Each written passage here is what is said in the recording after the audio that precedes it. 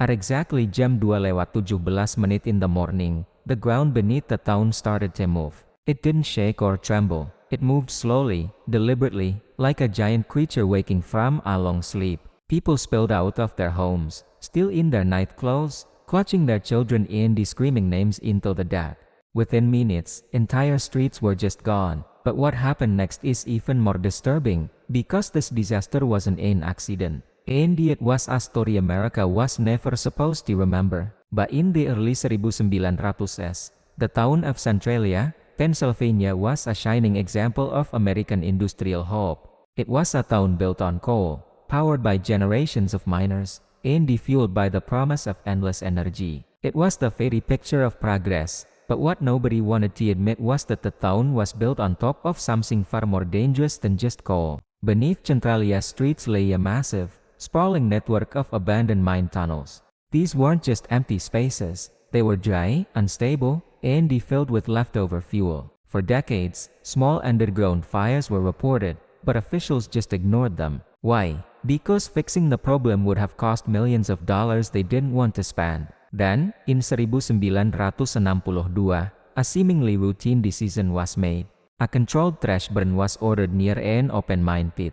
It was only supposed to last for a single day. But it didn't. Instead, the fire slipped underground, into the labyrinth of abandoned tunnels. At first, nothing seemed wrong. Life in Centralia went on as usual. But slowly, strange signs started to appear. Patches of ground felt unusually warm, even in winter. Strange fumes began to seep from the soil. Animals started collapsing for no more apparent reason. Children complained of constant headaches. Dogs would bark and refused to go near certain streets. Gas station owners detected carbon monoxide levels so high they could kill a person within minutes. Engineers finally came in and delivered a chilling warning to the state government.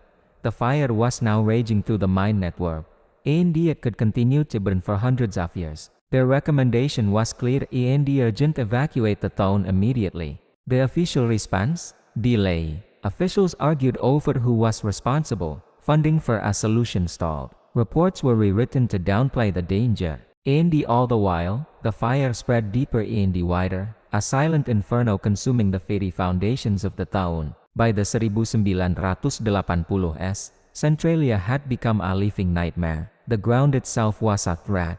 One afternoon, a 12-year-old boy was playing in his backyard when a sinkhole suddenly opened up right beneath his feet. He was swallowed by the ears. Clinging desperately to a tree root as a plume of poisonous, superheated gas billowed up from the depths. Only inches saved his life. The terrifying incident finally forced the government to act, but it wasn't the justice the residents deserved.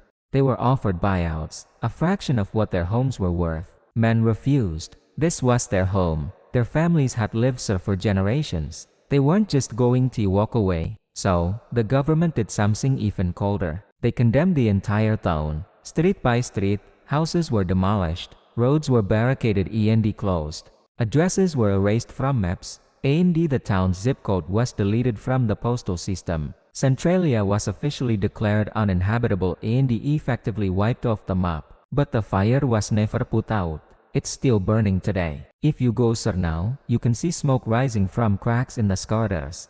The ground is still hot to the touch, and the experts estimate that the fire will continue to burn for at least another 250 years. Centralia wasn't just destroyed by a fire. It was abandoned to hide a catastrophic mistake. It serves as a haunting reminder of what can happen when profits are prioritized over people. And the most unsettling part, it's not the only place in America where a story like this has been buried. Thanks for watching. If you found the story as shocking as I did, hit that like button and subscribe for more forgotten histories.